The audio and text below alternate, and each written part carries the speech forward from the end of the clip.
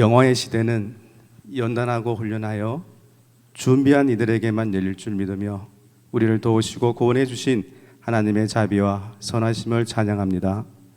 신앙은 주님을 이용하는 것이 아니라 주님 뜻을 따라 살아가는 것인 줄 믿습니다. 내 소견보다 주님 뜻이 중요하고 내 판단보다 주님께 기도하는 것이 앞서고 내 필요를 구하기보다 먼저 주님 뜻을 찾기를 바라고 원합니다. 이 시간 하나님을 우리의 주인으로, 우리의 구원자로, 온 우주의 주권자로 시인하고 도움을 구할 때 놀라운 은혜를 주실 줄 믿습니다. 우리의 거룩한 예배를 받아 주시옵소서. 예수 그리스도 이름으로 기도드립니다. 아멘.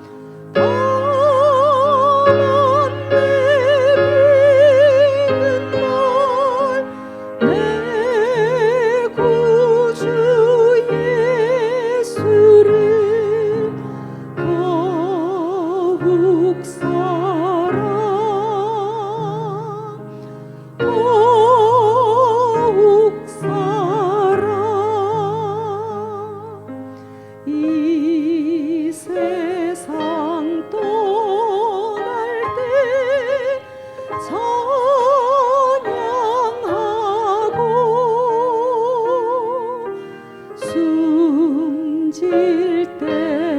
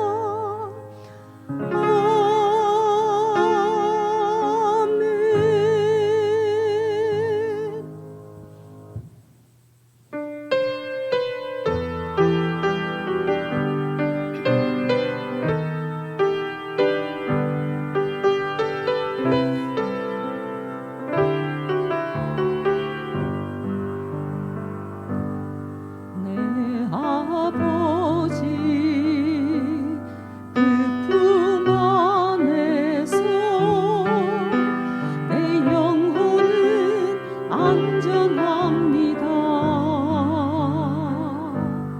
주 손길로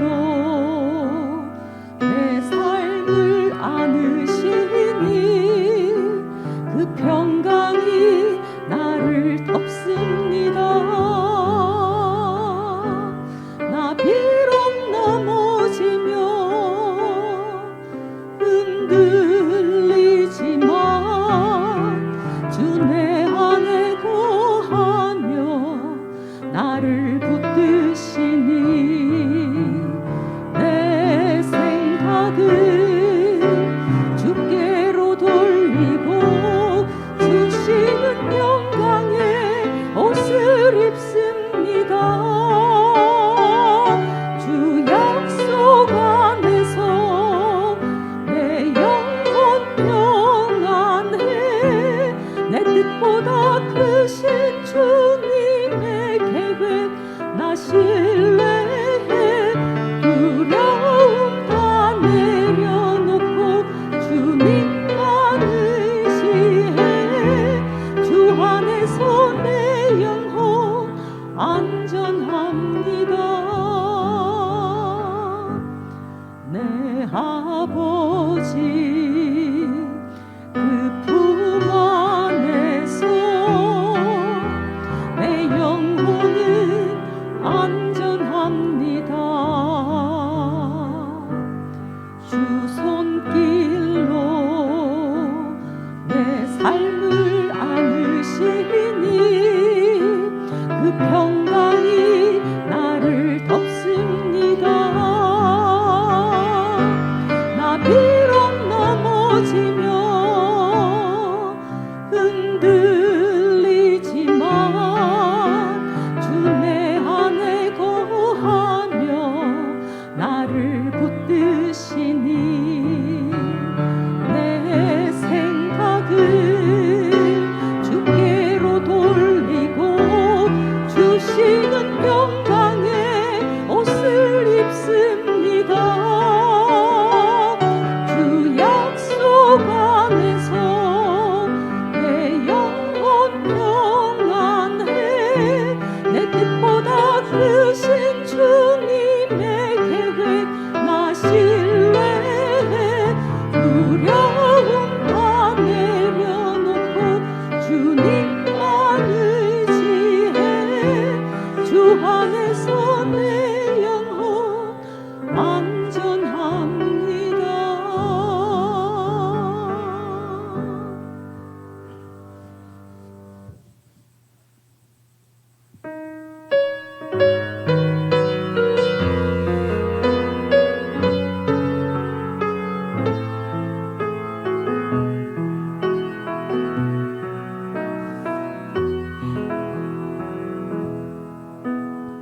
이 세상을 살아가는 동안에 나의 힘을 의지할 수 없으니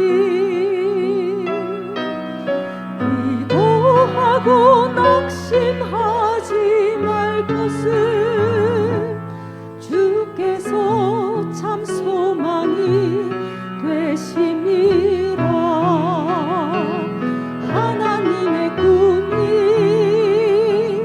나의 비전이 되고 예수님의 성품이 나의 인격이 되고 성령님의 권능이 나의 능력이 되길 원하고 바라고 기도합니다. 주의 길을 걸어가는 동안에 세상의 것 의지할 수 없으니 감사하고 낙심하지 말 것을 주께서 참 기쁨이 되심이라. 하나님의 꿈이 나의 비전이 되고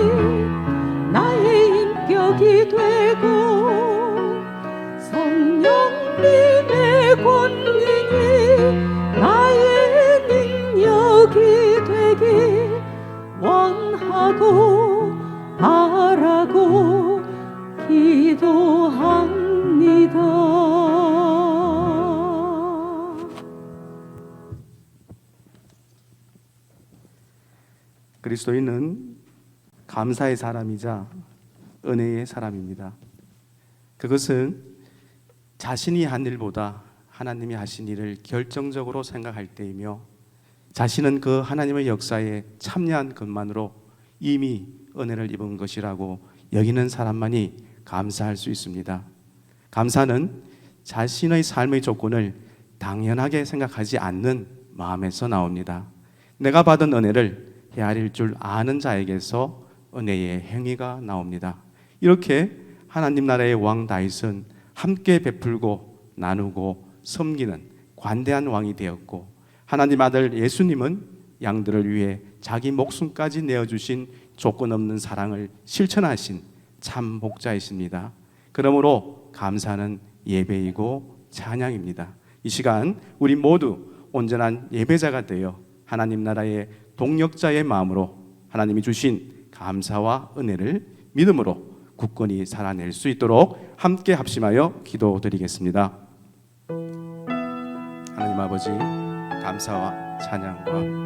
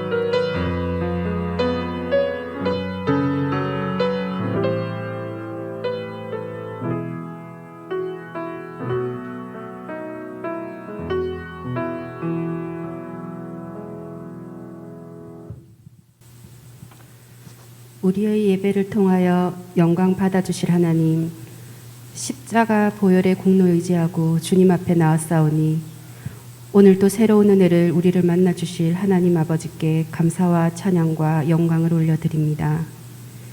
우리가 하나님의 부르심의 소망을 알게 하시고 하나님의 기업을 보게 하시고 하나님의 능력을 알게 하옵소서. 비록 이 세상을 살고 있지만 하늘에 속한 자로 교회를 잘 이루어 살게 하옵소서.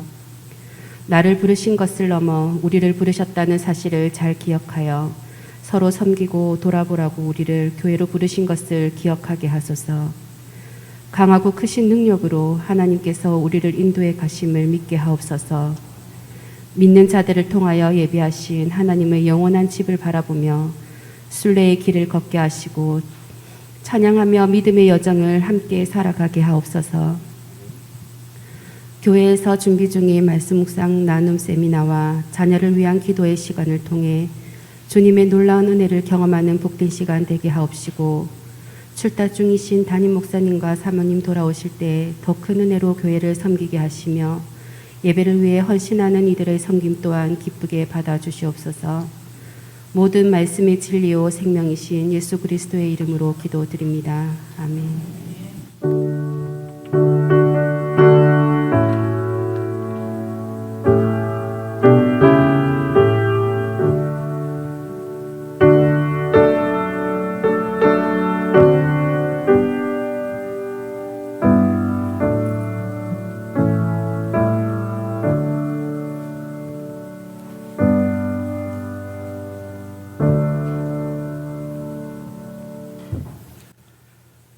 오늘 하나님 우리에게 주시는 성경 말씀은 마태복음 28장 18절로 20절, 신약성경 52장입니다. 마태복음 28장 18절로 20절, 신약성경 52장입니다.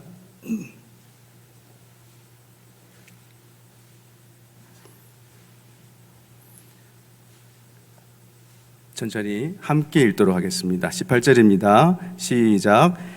예수께서 나와 말씀하여 이르시되 하늘과 땅의 모든 권세를 내게 주셨으니 그러므로 너희는 가서 모든 민족을 제자로 삼아 아버지와 아들과 성령의 이름으로 세례를 베풀고 내가 너희에게 분부한 모든 것을 가르쳐 지키게 하라. 볼지어다 내가 세상 끝날까지 너희와 항상 함께 있으리라 하시니라. 자, 한 말씀 더 보겠습니다. 사도행전 1장 8절입니다. 신약성경 187장입니다. 앞에 화면 나오니까 화면 보셔도 되겠습니다. 사도행전 1장 8절, 신약성경 187장입니다. 시작. 오직 성령이 너희에게 임하시면 너희가 권능을 받고 예루살렘과 온 유대와 사마리아와 땅끝까지 이르러 내 증인이 되리라 하시니라. 아멘. 요한복음은 하나님께서 그리스도를 통하여 하나님의 백성들을 어떻게 부르시는가를 보여주시는데, 그 첫 번째가 요한복음 2장 13절로 22절 말씀에서 예루살렘에서 성전을 청소하시는 모습을 보여주었습니다. 주님께서 에레미야 7장 11절의 말씀에서 너희는 하나님의 기도하는 집을 도둑의 소굴로 만들었다고 나무라시는 모습을 우리는 볼 수 있었습니다. 그리고 그 모습을 통해 구원은 이런 거짓 성전에서 너희에게 주는 것이 아니라 참 성전이신 예수님으로 말미암아 오는 것임을 예시하고 있습니다. 그리고 요한복음 3장 1절로 21절 말씀에서 유대의 관원인 니고데모를 만나서 구원은 하늘로부터 나야만 하는 것임을 철저히 가르치시고, 바로 요한복음 4장 1절로 42절 말씀을 보면 사마리아 여인에게 가셔서 그처럼 불가능한 여인을 구원하심으로 구원은 너희에게서 이유나 조건을 찾을 수 없는 것임을 말씀하십니다. 그리고 요한복음 4장 43절로 54절 말씀에서 헤롯 안티파스 왕의 신하의 아들을 고쳐주심으로 이방인에게도 구원이 일어날 것임을 암시하십니다. 그렇게 예수님께서는 하나님의 백성들을 모으시고 계시다는 것을 성경은 우리에게 보여주고 있는 것입니다. 이처럼 예수님께서 복음을 전하시는 길을 살펴보았는데, 주님이 어디서 시작하셔서 어디로 가셨습니까? 예루살렘과 온 유대와 사마리아와 땅끝까지 예수님께서 가시면서 사람들을 구원하고 계시는 것을 볼 수 있습니다. 두 번째 본문인 사도행전 1장 8절을 보시면 예수께서 성천하시기 전에 사도들이 모인 자리에서 오직 성령이 임하시면 너희가 권능을 받고 예루살렘과 온 유대와 사마리아와 땅끝까지 이르러 내 증인이 될 것이라고 말씀하십니다. 그리고 사도행전 1장 12절로 25절 말씀에 제자들은 예루살렘을 가서 120명이 마가의 다락방에 모여 기도에 힘을 씁니다.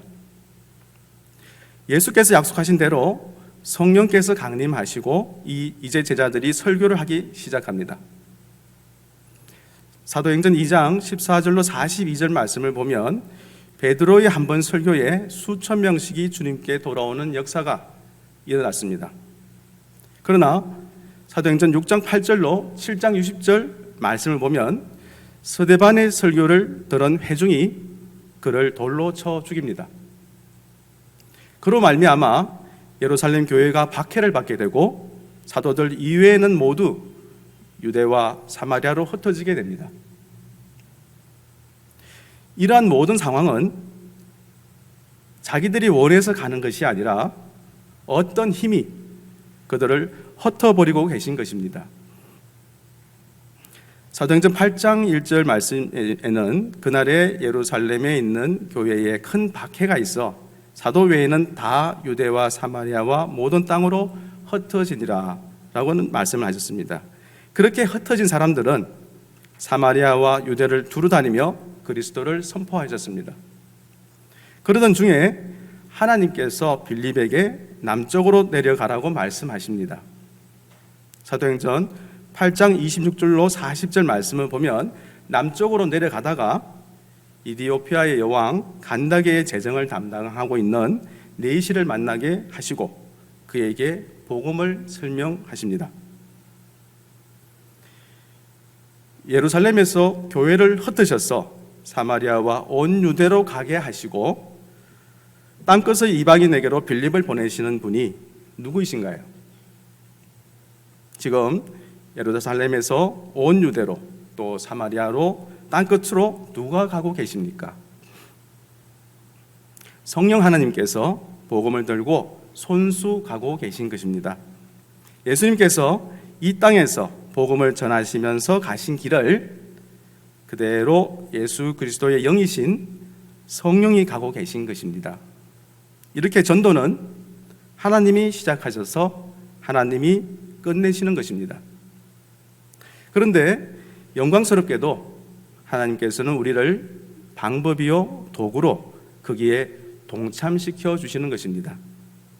좀 더 확실히 말하면 전도는 우리의 실력으로, 우리의 설득으로 다른 사람들에게 복음이 전해지는 것이 아니라 하나님께서 구원하고자 하는 자들에게 그의 백성들을 보내셔서 그 일을 정인으로 보게 하시는 것입니다. 그것이 바로 선교입니다. 오늘 본문 말씀의 그 명령은 가라에 초점을 두고 있지 않습니다. 사도행전의 그 명령은 예수 그리스도로 말미암아 구원의 조건이 모두 충족된 그것을 성령께서 오셔서 예루살렘과 온 유대와 사마리아와 땅끝까지 이르러 퍼져 있는 하나님의 백성들을 찾아가셔서 그들을 구원하시는 것을 보라는 것입니다. 고린도전서 1장 21절 말씀입니다. 하나님의 지혜에 있어서는 이 세상이 자기 지혜로 하나님을 알지 못하므로 하나님께서 전도에 미련한 것으로 믿는 자들을 구원하기를 기뻐하셨도다. 아멘. 전도는 미련한 것이라고 말씀하십니다. 이 세상의 자기 지혜의 방법으로는 절대 하나님 앞에 돌아올 수 없다고 하십니다.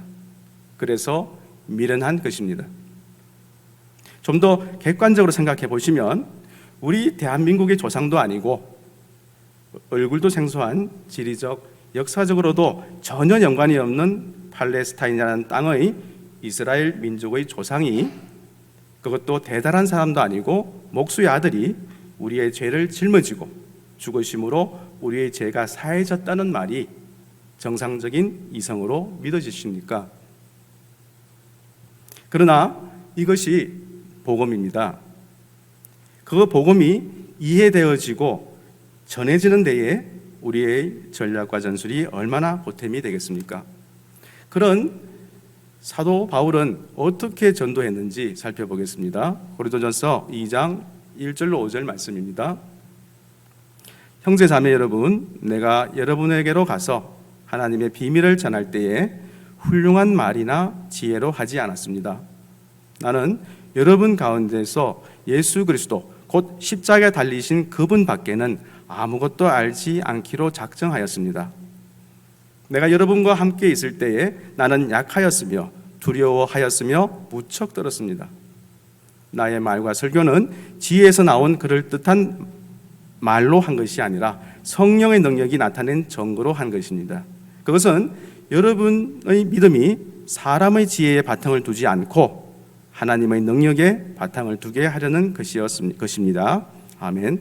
바울은 복음을 전하면서 자신의 지혜로 하지 않았습니다. 훌륭한 미사여구를 나열하는 현란한 언변으로 사람들을 설득하지 않았습니다. 이처럼 하나님의 선교에 우리의 능력을 요구하시지 않으십니다. 우리에게 선교 전략과 전술을 세워 선교하라고 부탁하시지 않으십니다. 다만 충성함으로 하나님께서 어떻게 일을 하시는지 보라고 말씀하시는 것입니다. 이 말씀은 선교와 전도에 열심을 부리지 말라는 것이 아닙니다. 선교하지 않는 기독교인은 진정한 그리스도인이 될 수 없습니다. 우리는 때를 얻든지 모르든지 복음을 전해야 합니다. 우리에게 깨달아진 그 복된 소식을 어떻게 가슴에만 담아두고 있습니까? 어느 유명한 목사님의 말씀처럼 온 세상이 깨어진 유리 조각으로 되어 있다 할지라도 무릎으로 기어갔으라도 그 복된 소식을 전하고 싶어하는 자들을 성도라고 합니다. 이렇게 선교는 우리의 실력이나 설득으로 되어지는 것이 아니라 고린도전서 2장 1절로 5절 안에서 하나님의 능력, 성령의 능력을 바탕으로 충성함으로 하나님께서 어떻게 일하시는지 보면서 그 기초 위에서 행해져야 한다는 것입니다. 그리고 자랑하지 말라는 것입니다. 오늘 본문 말씀처럼 마태복음 28장을 보시면 전도란 믿지 않는 자들에게 가서 무차별적 강요를 해서 인도해 오는 것이 아니라 제자를 삼아 가르쳐서 지키게 하는 것이고 라고 명확하게 말씀하십니다. 가르쳐 지키게 하라는 것은 사도행전 18절의 1장 8절의 정인이 되라는 것과 같은 말입니다. 성경은 정인이 되는 것이 무엇인가를 이렇게 설명하고 있습니다. 요한복음 13장 34절 35절 말씀입니다. 내가 너희에게 새 계명을 준다. 서로 사랑하여라. 내가 너희를 사랑한 것 같이 너희도 서로 사랑하여라. 너희가 서로 사랑하면 모든 사람이 너희가 내 제자인 줄 알 것이라. 아멘. 또한 정인이 되는 것이 무엇인지 한 번 더 보겠습니다. 마태복음 5장 14절로 16절 말씀입니다. 너희는 세상의 빛이다. 산 위에 있는 도시는 숨겨질 수 없다. 등불을 돛박 안에 두지 않고 등잔대 위에 놓는다. 그래야 등불이 그 집에 있는 모든 사람에게 빛을 비추게 될 것이다. 이와 같이 너희 빛을 사람들에게 비춰라. 그래서 사람들이 너희의 선한 행동을 보고 하늘에 계신 너희 아버지께 영광을 돌리게 하여라. 아멘. 이 말씀은 인격적으로 사랑하는 사람이 되는 것이 제자를 삼는다는 뜻이라는 것을 알 수 있습니다. 무엇을 알고 있고 무엇을 어떻게 설명하느냐로 제자를 삼을 수 있는 것이 아니라 무언가 다른 사람이 되어 그들 앞에 서는 것이 다른 사람을 제자 삼을 수 있는 방법이란 것입니다. 이것은 우리가 예수 그리스도의 거룩한 성품과 인격을 우리 속에서 향기로 바라게 될 때 사람들은 우리를 보고 주님께 돌아오게 된다는 것입니다.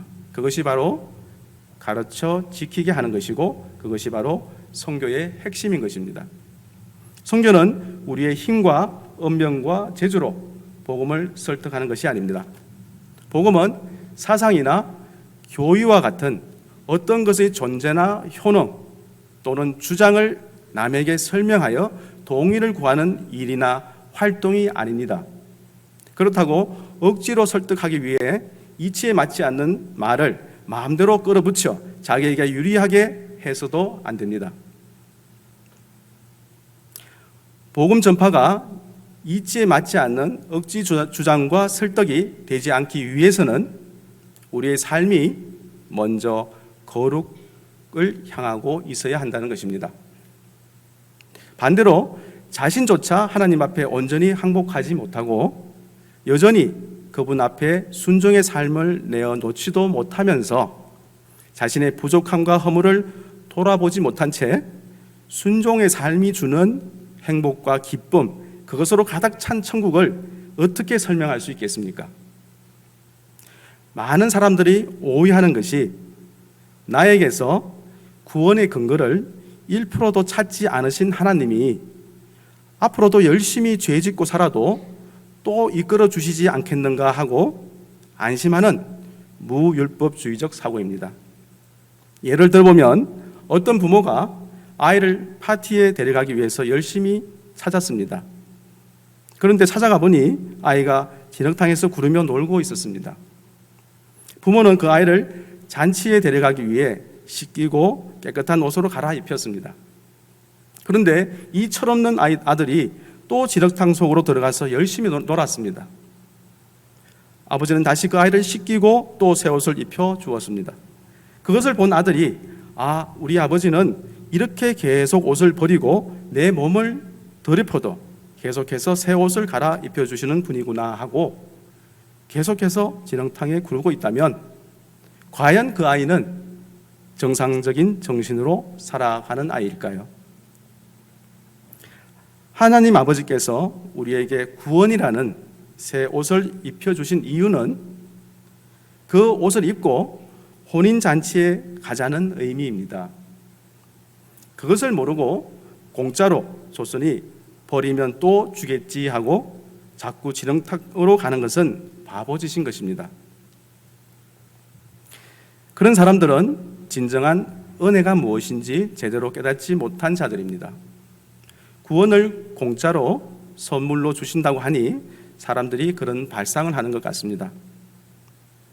하나님께서 우리에게 구원을 준 것은 이제 그 생명이 자라고 꽃 피우게 하라고 하신 것입니다. 아래 말씀에서 사도 바울이 구원의 이유를 명확하게 제시하였습니다. 로마서 6장 4절 말씀입니다. 그러므로 우리가 죽음에 이르는 세례를 받음으로 그리스도와 함께 묻힌 것은 그리스도께서 아버지의 영광으로 죽은 자들 가운데서 살아나신 것처럼 우리도 새 생명 가운데서 살기 위함입니다. 아멘. 우리를 구원하신 것은 이제 우리를 새 생명 가운데서 살기 위함입니다. 새 옷은 더욱더 복되고 좋은 자리로 가자고 입혀놓은 것입니다. 우리가 새 옷을 입었으면 이제 그 옷에 어울리는 곳으로 출발해야 하는 것입니다. 그런데 여기에 또 다른 오해가 있음을 확인하고 가겠습니다. 그럼 그 새 옷을 입고 무엇을 해야 하나 하고 고민하는 사람들에게 어떤 이들은 세상 속으로 다 뛰쳐나가서 열심히 하나님의 명령을 쫓아 전도하고 예배당을 채워야 한다고 가르친다는 것입니다. 구원을 받았다는 것은 이제 어린 아이로 태어났다는 것입니다. 이제 그 아이는 장성한 분량으로 자라나야 합니다. 그런데 열심히 말씀의 젖을 먹고 기도의 이유식으로 하늘나라 백성으로 잘 자라나야 할 그 아기가 젖병을 물고 전도하려고 먼저 뛰어나가는 것이 문제인 것입니다. 이제 갓 태어난 아기들이 젖병을 물고 나가서 예수 믿으세요? 예수 믿으세요? 라고 합니다. 전도는 그러한 열심도 중요하지만 더 중요하고 먼저인 것은 하나님의 사람으로 변화되어진 우리의 모습을 보면서 도대체 저 사람을 변화시킨 하나님이 누구이시기에 저 사람이 저렇게 변했는가 하면서 하나님을 궁금해하는 것에서부터 시작되어야 하는 것입니다. 우리의 출발점을 바로 잡아보자는 것입니다. 지금 전하는 말씀은 헌신하며 수고하시는 선교사님들과 전도자들의 노고를 폄하하는 것은 절대 아닙니다. 감히 흉내조차 낼 수 없는 훌륭하신 선교사님과 성도님들도 참 많으십니다. 하나님께서 다메섹에서 회심을 시킨 바울을 왜 바로 쓰시지 않으셨을까요? 사도 바울은 그로부터 10수년 후에 비로소 하나님의 복음을 제대로 전하는 자가 되었습니다. 그 기간 동안 바울은 자신의 고향인 다소에서 머물렀습니다. 하나님께서 선교의 도구로 쓸 수 있는 자는 자신의 생업과 가족이 있는 그곳에서 먼저 그리스도인으로 인정을 받아야 한다는 의미인 것입니다. 주님께서 부활하셨을 때에 왜 사도들을 갈릴리로 가라고 했을까요? 갈릴리는 그들의 생업과 가족이 있는 곳 아닙니까?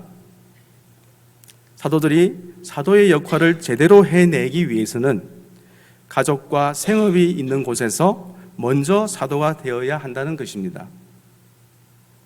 이것이 바로 거룩입니다. 우리가 먼저 챙겨야 할 선교의 기본인 것입니다. 우리가 하나님 나라에 입성할 때까지 이 땅에서 해야 할 첫 번째 일은 바로 하나님의 백성답게 지어져 가는 것입니다. 우리가 하나님의 성품을 닮아가는 삶을 추구한다는 것은 우리가 살아났다는 유일한 증거인 것입니다. 그 길에 선교가 있는 것이고 그 길에 순교가 있는 것이고 거기에 구제와 봉사가 있는 것입니다. 에베소서 4장 20절로 24절 말씀입니다. 그러나 여러분은 그리스도에 관해 그렇게 배우지 않았습니다. 나는 여러분이 진정 그분의 말씀을 들었고 또 배웠으므로 진리 되신 그분 안에 살고 있다고 확신합니다. 옛 모습은 벗어버리십시오. 옛 사람은 한없는 욕망으로 점점 더 눈이 어두워져 더 악하고 더러운 모습이 될 뿐입니다. 여러분은 마음을 새롭게 하라는 가르침을 들었습니다. 이제는 새 사람이 되어 하나님의 모습처럼 선하고 거룩하게 살아가십시오. 아멘. 이 말씀대로라면 우리는 노력해야 됩니다. 구원을 얻은 믿음은 주님께서 거저 주시지만 이후에 우리가 두렵고 떨림으로 이루어져 가야 할 부분이 있는 것입니다. 이렇게 전도는 전하는 그 사람이 자신이 전하는 복음에 합당한 수준을 가지고 있지 않으면 힘을 발휘하지 못합니다. 전도의 제대로 된 순서는 복음을 얘기하기 전에 저 사람을 보면 뭔가가 있다. 그게 뭘까 하는 물음이 먼저 나와야 합니다. 그럴 때 그것은 이런 것이다 라고 얘기하는 것이 올바른 전도입니다. 에베소서 4장 25절로 29절 말씀입니다. 거짓을 하지 말기 바랍니다. 거짓말을 하지 말기 바랍니다. 우리는 한 몸에 속한 자들이니 서로를 진실하게 대하십시오. 화가 나더라도 죄를 짓지 말며 해가 지기 전에는 화를 풀기 바랍니다. 그렇지 않으면 사탄이 여러분을 공격할 수 있도록 놔두는 것이 됩니다. 도둑질하는 사람이 있으면 도둑질을 그만두고 새로운 마음으로 일을 시작하십시오. 그 손으로 열심히 일하여 오히려 어려운 사람을 도우며 살아가십시오. 말을 하려거든 남의 험담을 하지 말고 다른 사람을 칭찬하는 유익한 말을 하십시오. 여러분의 말을 듣는 사람들이 도움을 받을 것입니다. 아멘. 이 말씀처럼 하나님께서 우리에게 원하시는 신앙의 행위는 종교 행위가 아니라 일상생활입니다. 우리는 얼마든지 가면을 쓰고 종교 행위를 할 수 있습니다. 얼마든지 분에 넘치는 헌금을 할 수도 있고 얼마든지 천사의 얼굴을 하고 구제 활동을 할 수 있습니다. 그러나 하나님은 그 행위를 쓰시겠다고 하지 않으십니다. 일상생활이 바로 신앙생활이라고 말씀하시는 것입니다. 하나님은 그러한 변화된 일상을 통해 당신의 일을 하시는 것입니다.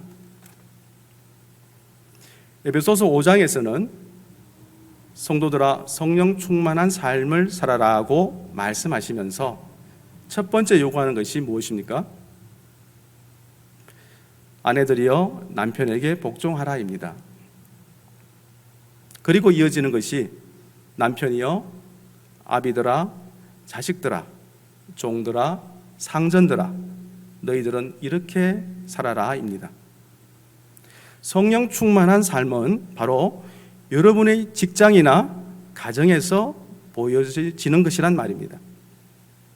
주님께서 인정하는 신자는 선지자 노릇하고 기적을 일으키고 주의 이름으로 귀신을 쫓아내는 자가 아니라 사랑과 희락과 화평과 오래 참음 등의 하나님의 성품을 가진 자라는 것을 절대 잊어서는 안 됩니다. 우리 성도는 무엇을 했느냐가 중요한 것이 아닙니다. 그 일을 어떻게 했느냐가 중요한 것입니다.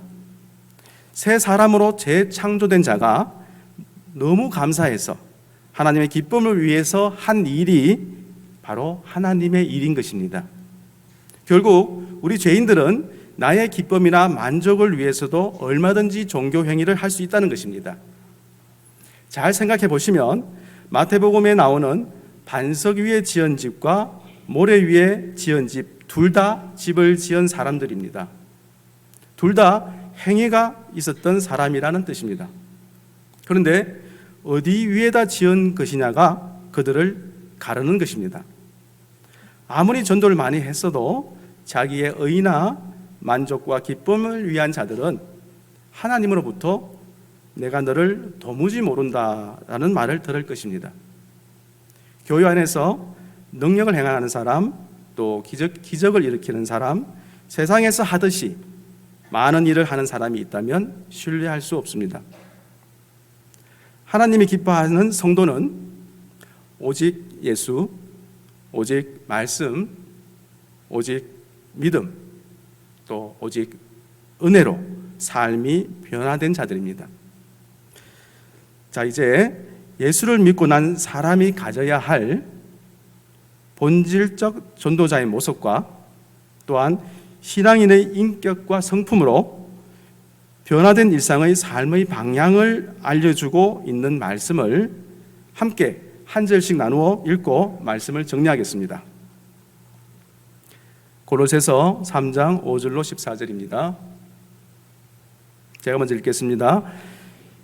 여러분의 생활 가운데 죄악된 것은 다 버리십시오. 성적인 죄, 악한 행동, 나쁜 생각, 지나친 욕심 등은 하나님 이외의 것들을 더 소중히 여기는 마음가짐입니다. 특히 탐심은 우상 숭배입니다.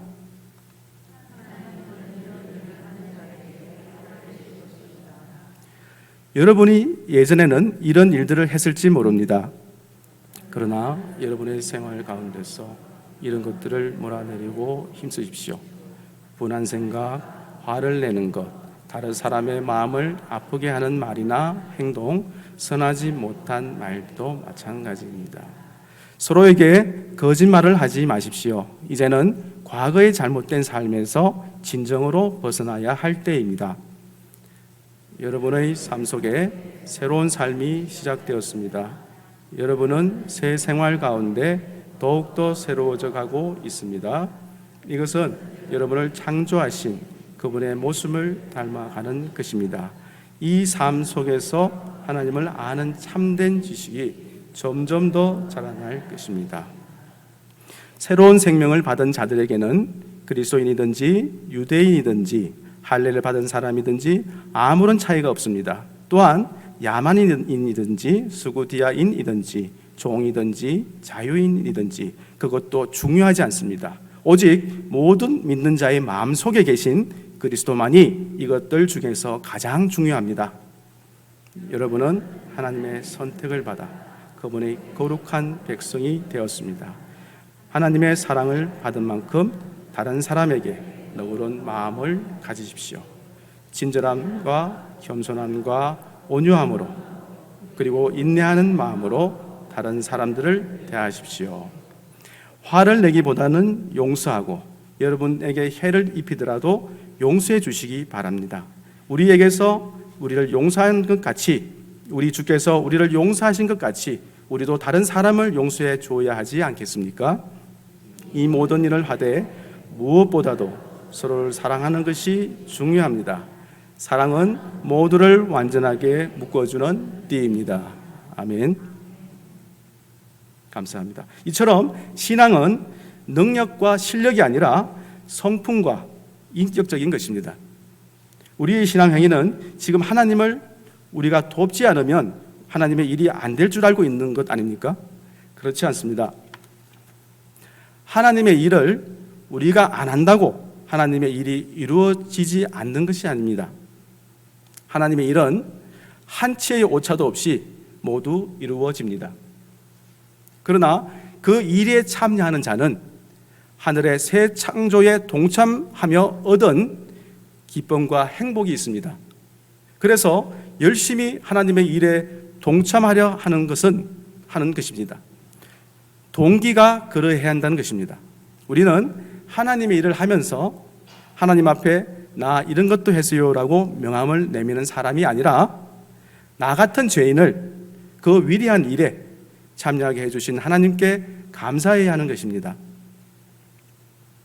하나님께서 우리가 아니어도 어차피 이루실 일에 내가 참여함으로써 그 영광에 동참하는 것이 하나님의 일입니다. 그런데 거기서 어찌 자랑이 있을 수 있겠습니까? 한 번 더 말씀드리면 하나님의 일은 어차피 이루어집니다. 따라서 거기에 동참해서 일한 사람만 이익입니다. 그렇게 하나님은 하나님이 다 하시고 우리가 했다고 칭찬해 주십니다. 그러기 위해 하나님은 우리를 당신의 일에 동참시키시는 것입니다. 하나님의 주권과 섭리로 모든 것을 다 하실 것이면서 그 일에 우리를 칭찬해 주시고 싶어 우리를 부르시는 것입니다. 성도 여러분, 하나님의 일에 겸손함으로 함께 동참함으로 우리는 그 속에서 순종을 배우고 하나님의 능력을 체험하면서 은혜를 학습하게 되는 것입니다. 그리고 하나님이 원하시는 예수 그리스도의 장성한 분량의 충만한 대로 조금씩 자라나게 되는 것입니다. 바로 이것은 하나님이 우리 성도들에게 주신 바로 특혜입니다. 그리고 축복입니다. 우리는 주님의 일에 동참함으로 주님의 마음에 동참하고 주님의 마음을 조금이나마 알게 되는 것입니다. 결론입니다. 여러분이 생각하는 그 땅끝으로 먼저 뛰어가지 마시기 바랍니다. 땅끝은 바로 우리의 가정이고 우리의 직장입니다. 그리고 우리가 매일 만나는 사람들인 것입니다. 지구는 둥글지 않습니까? 가고 또 가고 자꾸 가다 보면 다시 원점으로 돌아오는 그 원리입니다. 그래서 내가 선 자리가 바로 땅끝인 것입니다. 그 땅끝으로 먼저 가십시오. 예수를 믿고 난 사람이 가져야 할 본질적 전도자의 모습이 바로 이 모습인 것입니다.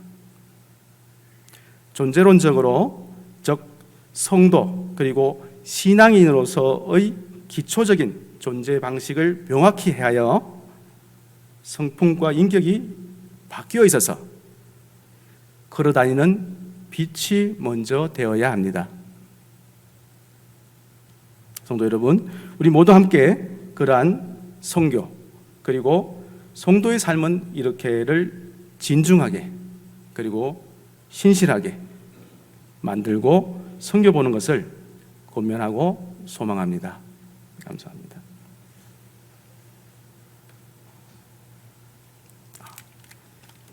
기도드리겠습니다. 우리의 땅끝을 섭리하시는 하나님 아버지 감사드립니다. 선교와 성도의 삶은 이렇게라는 제목으로 말씀을 나누며 전하였습니다. 오늘 말씀을 통하여 우리가 예수 그리스도의 거룩한 성품과 인격을 우리 속에서 향기로 발산하게 될 때 사람들은 우리를 보고 주님께 돌아오게 됨을 알았습니다.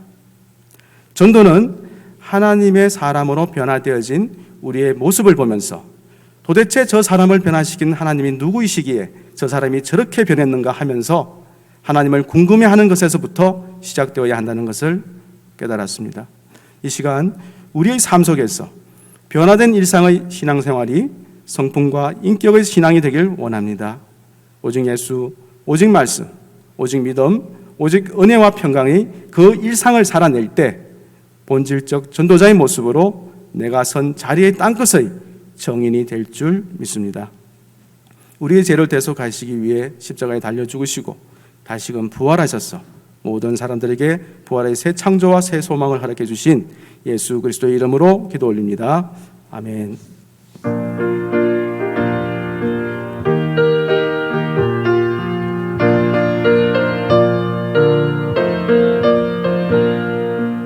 새벽부터 우리 사랑함으로써 저녁까지 시를 꾸려봅시다.